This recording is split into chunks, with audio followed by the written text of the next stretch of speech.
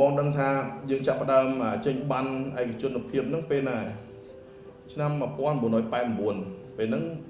រដ្ឋឈប់ធ្វើជាសហគមន៍គឺពេលដែលយើងបាយពីអពតមកហ្នឹងគឺរដ្ឋគាត់ថាឥឡូវដើម្បីឲ្យប្រទេសជាតិអភិវឌ្ឍបានលឿនឈប់ធ្វើសហគមន៍ឲ្យឯកជនភាពទៅបងប្អូនជាពលរដ្ឋវិញអញ្ចឹងអ្នកណាដែលកាន់កាប់មុនហ្នឹងគឺទុកជាអាសាបងក្រោយពី89មកយើងទុកជា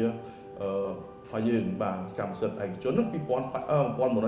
ញ្ចឹងពី89មកយើងចាប់ផ្ដើមធ្វើបាទចុងជាដីធ្លីស្អីៗនោះហ្នឹងអញ្ចឹងយើងមានបានសផងយើងមានបានត្រឹមសង្កាត់ខណ្ឌផងបានត្រឹមភូមិឃុំផងបានជាប្រព័ន្ធដាច់ទៅដុំផងឥឡូវបានជាប្រព័ន្ធរបស់យើងមានទាំងអស់ហើយបាទចំនួនរបស់យើងហ្នឹងក៏មានទិន្នន័យរបស់យើងមានក្នុងដៃប៉ុន្តែវានៅសល់មួយចំនួនទៀតដែលយើងត្រូវប្រមូលទៅតាមមន្ទីរក៏ដូចជាទៅតាមនៅកម្មផ្នែកមួយរបស់យើងដែលពាក់ព័ន្ធហ្នឹងបាទព្រោះរឿងដែនដីនេះវាចាវាមិនមែនតែឯងទេបងគិតថាតែឯងប៉ុន្តែមិនមែនតែឯងទេក្រសួងដែនដីមន្ទីរសុរិយោដីរ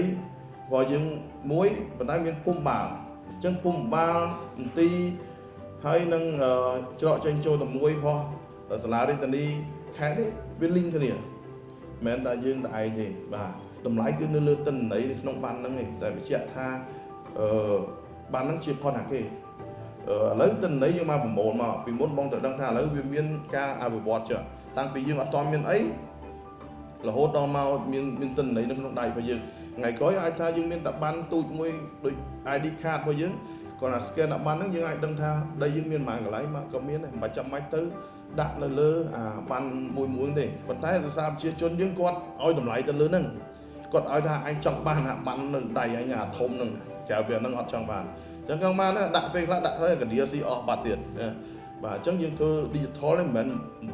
180 degree change ទាំងអស់ភ្លាមទេអាហ្នឹងគឺនឹងមាន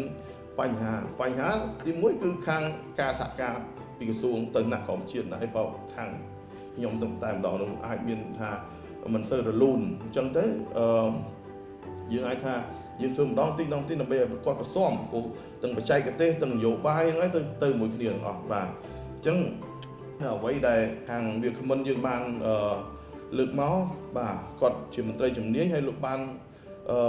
លើកមកល្អព្រឹកមិញហ្នឹងបាទអញ្ចឹង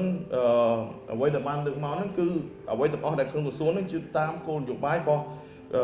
រដ្ឋាភិបាលរបស់យើងនៅក្នុងអាណត្តិថ្មីនេះអញ្ចឹងយើងមានរដ្ឋាភិបាល digital ហើយធុរកិច្ច digital ដែលយើងជាគោលនយោបាយធំទាំងពីរហ្នឹងនេះគឺយើង